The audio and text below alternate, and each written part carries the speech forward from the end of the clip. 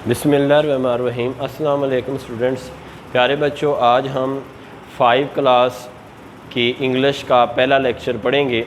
आज के लेक्चर में हम सेकंड टर्म का काम शुरू करने जा रहे हैं। आज हम पढ़ेंगे इंग्लिश का lesson number 5, father of the nation, बाबा कौम। फादर ऑफ अ नेशन, बाबा कौम सबक का जो पहला पैराग्राफ है उसके वर्ड्स मीनिंग मैंने लिखे हुए हैं। ये बच्चों आपके हैं पहले पैराग्राफ के वर्ड्स, ये उसके हैं बेटा मीनिंग। उर्दू में मैंने मीनिंग लिखे हैं। तो पहले पैराग्राफ का जो पहला लफ्ज़ है, मुश्किल लफ्ज़, वो है फाउंडर। फाउंडर का मानी है बेटा बानी।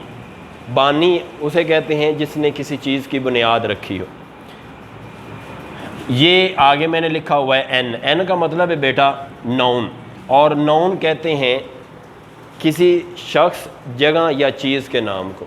तो बानी एक नाम है, क्योंकि ये किसी चीज़ की बुनियाद रखने वाले को बानी कहते हैं। तो इसलिए यहाँ पे तीसरा कॉलम हम बना लेते हैं, जिस यहाँ पे हम लिख लेते हैं नाउन। नाउन क्या होता है?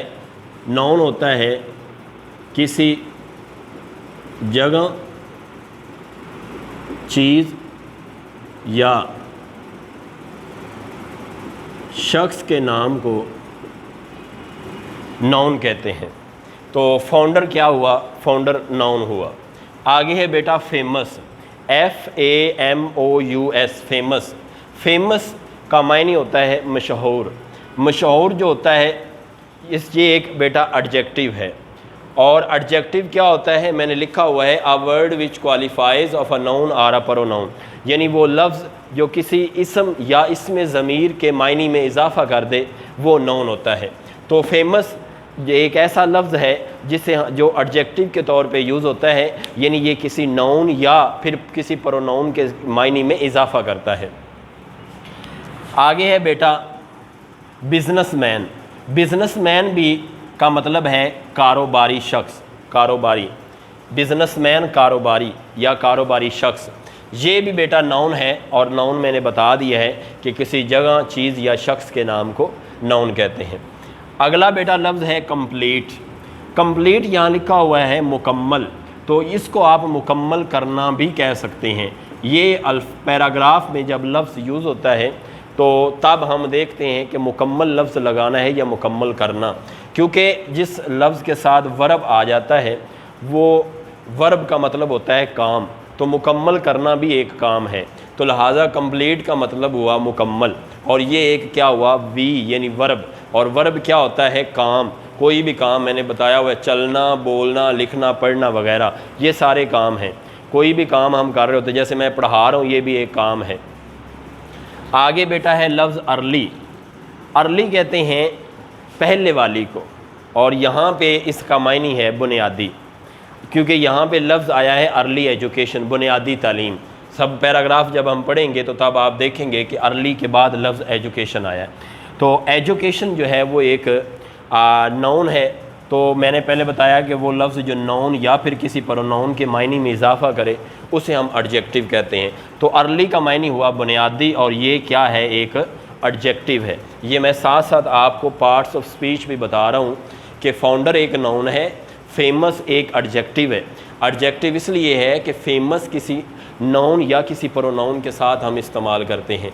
बिजनेसमैन कारोबारी, कारोबारी शख्स भी या फिर कारोबारी, और ये भी एक नाउन है क्योंकि ये किसी शख्स, चीज़ या जगह का नाम है। तो ये किसी नाम के साथ आता है बिजनेसमैन। कंप्लीट बेटा ये एक वर्ब है।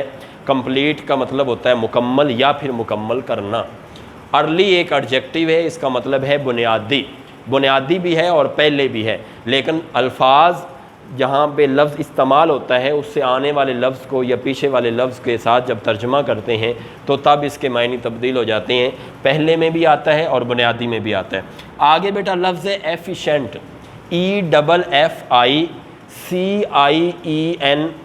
EFFICIENT, efficient. एफिशेंट का मतलब होता है बेटा काबिल लायक। काबिल या लायक शख्स को एफिशेंट कहते हैं।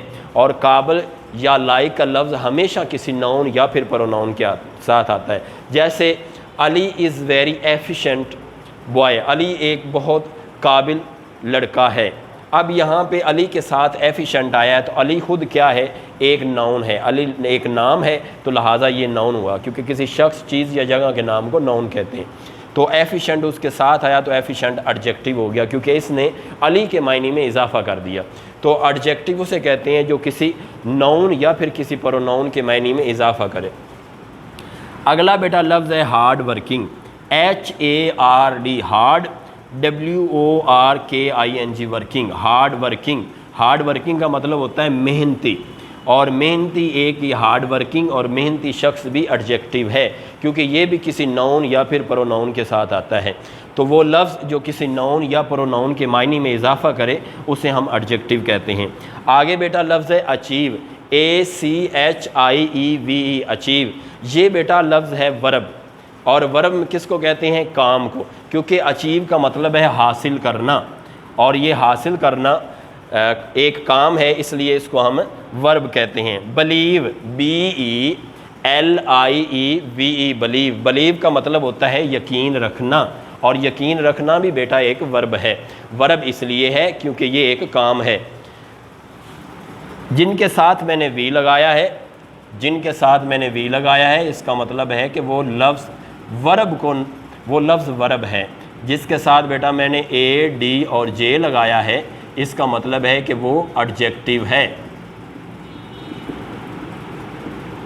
और जिसके साथ बेटा मैंने N लगाया है, इसका मतलब क्या है कि वो नाउन है। तो यहाँ पे जो आज मैंने वर्ड्स मीनिंग आपको पढ़ाए हैं, उसमें बेटा 1, 2 इसमें नाउन आए हैं, 1, 2, 3 और 4 इसमें एडजेक्टिव आए हैं, 1, 2 और 3 इसमें वर्ब आए हैं। आज के लेक्चर के साथ ही आपका पहला पैराग्राफ के वर्ड्स मीनिंग कंप्लीट हुए। अगले लेक्चर में हम पहले पैराग्राफ का तर्जुमा पढ़ेंगे। आज के लिए इतना ही, अगले लेक्चर में मिलते हैं बेटा। खुदा हाफिज़।